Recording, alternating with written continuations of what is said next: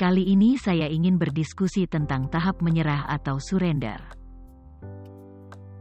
Sebelum mulai, mohon maaf karena baru bisa membuat video lagi untuk channel ini. Sejujurnya setiap topik yang akan saya jabarkan, saya harus melalui banyak sekali pembelajaran, dan memahami dengan sangat dalam.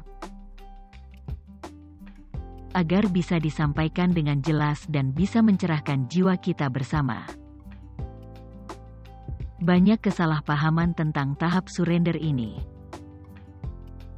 Tahap menyerah ini bukan berarti kita meninggalkan kembaran jiwa kita, atau menyerah terhadap perjalanan twin flame yang datang kepada kita. Tahap ini adalah tahap penting yang dipersiapkan untuk pasangan twin flame agar bisa menuju tahap penyatuan. Tahap surrender ini tidak bisa dimasuki dengan terburu-buru atau dibuat-buat. Tidak ada jalan pintas dalam perjalanan twin flame. Jika kita mengartikan bahwa tahap surrender ini sebagai tahap menyerahkan diri kepada kembaran jiwa, tentu saja itu salah.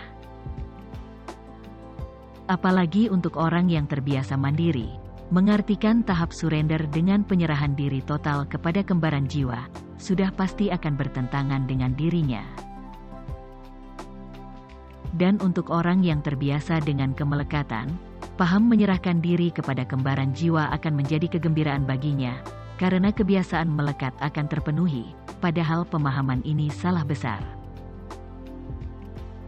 Tahap surrender ini bukan fokus kepada ego siapapun, tetapi, tahap ini dimaksudkan agar kita fokus kepada diri sendiri dan perjalanan diri kita sendiri.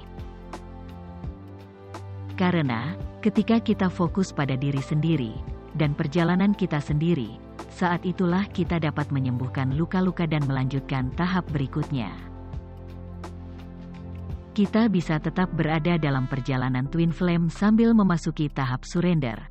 Jadi tahap surrender bukan berarti melupakan perjalanan twin flame. Kita harus tetap fokus dan bekerja aktif meningkatkan kesadaran dan fokus diri, dan tidak tinggal diam menunggu. Lalu, bagaimana caranya memasuki tahap surrender ini? Pertama, menerima sepenuhnya bahwa perjalanan twin flame adalah hubungan spiritual.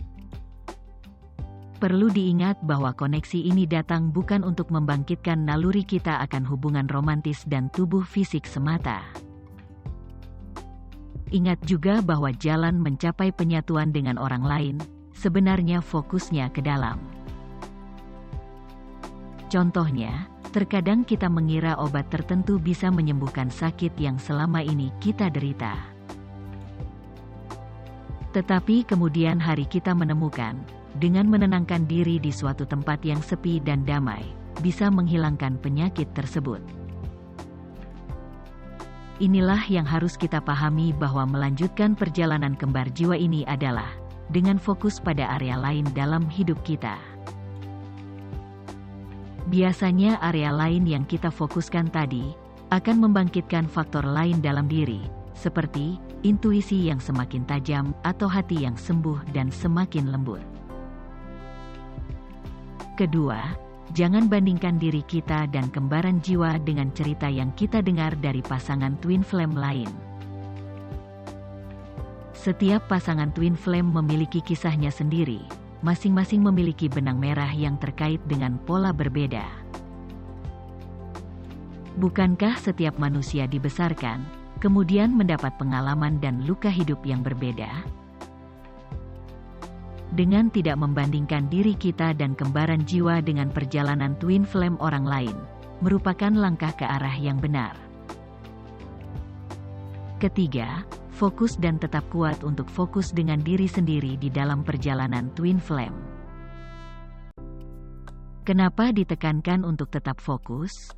Karena kita akan melalui tahap pembalikan pelari dan pengejar. Ketika kita memutuskan hubungan dengan kembar jiwa, dan menyerah dengan koneksi ini, kembaran jiwa akan mengetahuinya. Pada saat inilah terjadi pembalikan peran yang tadinya menjadi pengejar atau pemburu, akan berubah menjadi pelari, begitu pula sebaliknya. Itulah sebabnya kita diharapkan untuk tetap fokus dengan diri kita sendiri, dan perjalanan hidup sendiri, apapun peran yang datang kepada kita. Artinya, kembar jiwa tidak mempengaruhi kita sama sekali, tetapi diri kita yang berpengaruh dengan hidup kita sendiri. Tentu saja hal ini sangat berat, karena si pengejar sangat ingin berlari ke pelukan kembar jiwa sesegera mungkin, sedangkan si pelari sangat ingin berlari sejauh-jauhnya dari kembar jiwa. Jika kita memakai arti menyerah yang lain, misalnya menyerah dengan membiarkan diri masuk ke pelukan kembar jiwa di waktu yang tidak tepat, maka kita sebenarnya telah mundur dari waktu alaminya, divine timing. Memaksakan penyatuan di saat semua belum siap, tentu saja perjalanan Twin Flame bukan lagi menjadi perjalanan spiritual, tetapi menjadi perjalanan karmik. Tanda apa yang kita dapat ketika akan memasuki fase surrender? Pertama, pembalikan peran pengejar dan pelari. Penjelasannya sama dengan yang sebelumnya. Kedua, kembar jiwa menjadi obsesi terakhir. Hampir setiap orang dalam perjalanan Twin Flame akan merasa dikonsumsi oleh kembar jiwa setidaknya sekali. Biasanya kita akan menghabiskan seluruh waktu dengan memikirkan kembar jiwa dengan menelusuri media sosialnya, atau sulit fokus pada hal lain. Ketika tahap surrender akan kita mulai, kita juga akan mulai mengubah pola pikir dari fokus pada kembar jiwa menjadi fokus pada diri kita sendiri. Terkadang perasaan ini digambarkan seperti perasaan sudah selesai dengan kembar jiwa. Seringkali perasaan ini menimbulkan keraguan dalam perjalanan kita. Kita mungkin akan bertanya-tanya, apakah kita sebenarnya pernah benar-benar menjadi Twin Flame, atau kita hanya terbiasa dengan energi kacau yang terjadi di antara kita dan kembar jiwa. Ini sangat normal, dan akan segera berlalu dengan cepat. Satu hal yang perlu diingat, fase obsesi yang berakhir ini tidak dilewati dalam waktu singkat. Prosesnya selalu bertahap dan terkadang kita tidak menyadarinya. Semakin kita fokus pada perjalanan diri sendiri dan kesembuhan diri sendiri, semakin sedikit kita fokus kepada kembar jiwa. Fase yang sedang dijalani ini bukan berarti kita tidak membantu si kembaran jiwa. Ketiga, merasa lebih ringan. Setelah kita menghilangkan stres karena fokus pada kembar jiwa, memasuki fase surrender ini, kita akan merasakan beban terlepas dari bahu. Kita tidak hanya menghilangkan stres dari diri 3 dimensi saja, tetapi diri 5 dimensi kita yang lebih tinggi tahu bahwa kita telah mengambil langkah ke arah yang benar. Kita pun mulai bekerja dengan getaran yang jauh lebih tinggi untuk membantu kita melangkah ke depannya. Keempat, merasa lebih jernih dan lebih berenergi. Tidak ada lagi beban energi lain yang harus kita tanggung, karena kita sudah lebih memahami energi dari diri kita sendiri. Kita menjadi utuh dengan jiwa, raga dan pikiran sendiri, tanpa memikirkan lagi energi kembar jiwa. Kelima, kita akan meningkat. Ini merupakan gejala umum yang akan diperhatikan banyak orang.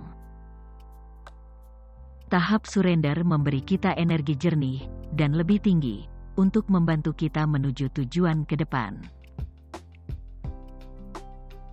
Kita akan mulai menentukan arah atau area tertentu yang akan menjadi fokus kita, dan lebih memperhatikan diri sendiri dan kesuksesan di area tersebut. Kita juga akan melepaskan pikiran negatif yang mencegah kita untuk mencoba keyakinan dan keinginan kita yang sesuai dengan versi diri kita yang paling otentik. Keenam, kembar jiwa kita juga sembuh. Dalam aturan umum di perjalanan Twin Flame adalah, Ketika kita berhasil fokus pada perjalanan kita sendiri, kembaran jiwa akan melakukan hal yang sama. Kembaran jiwa akan terdorong untuk memperbaiki diri dengan sadar atau tidak menyadarinya. Kembaran jiwa akan memperbaiki kesalahannya dan mendorong dirinya untuk lebih maju, dan mempersiapkan diri untuk penyatuan. Ini yang dimaksud dengan fase surrender, bukanlah menyerah dengan meninggalkan kembaran jiwa. Sebaliknya, tidak menyerah dan kembali fokus kepada diri sendiri adalah hal terbaik yang kita lakukan untuk membantu kembar jiwa. Ketujuh, kekuatan telepati meningkat. Telepati di antara pasangan twin flame sebenarnya selalu terjadi bahkan jauh sebelum pertemuan secara fisik. Telepati ini akan semakin menguat setelah mencapai tahap surrender. Di fase surrender ini, kita secara fisik akan fokus ke depan di pekerjaan yang ada dalam hidup kita sendiri. Tetapi kita tidak pernah sendirian, karena energi telepati dari kembar jiwa kita akan mendukung dan membimbing kita untuk melanjutkan hidup. Energi telepati kembar jiwa ini juga sebagai cara memanggil kita menuju penyatuan, pada saat kita sudah selesai dengan penyembuhan diri sendiri. Lonjakan peningkatan dari telepati ini dapat bermanifestasi dalam berbagai cara, tetapi akan sering muncul sebagai sinkronisitas atau peningkatan komunikasi dalam mimpi. Fase ini akan menjadi sangat unik bagi perjalanan kita, tetapi kita akan mulai lebih sering menyadarinya. Dan kita akan menjadi lebih tahu kapan saatnya untuk melanjutkan perjalanan. Apa yang akan terjadi dengan twin flame setelah menyerah? Perlu diingat, tidak ada jadwal pasti tentang fase surrender. Setelah fase surrender ini, yang terjadi adalah akan mulai memasuki tahap reuni. Hanya saja banyak juga yang tetap berada di fase surrender dan tidak maju menuju tahap reuni. Bisa jadi alasannya karena di fase ini kita akan merasakan kedamaian dan sudah berhasil menyembuhkan diri serta menjadi diri sendiri. Kita juga sudah bisa mengarahkan diri menuju arah hidup yang kita tuju. Sekali lagi, setiap tahap perjalanan twin flame selalu ada pilihan untuk berhenti atau lanjut.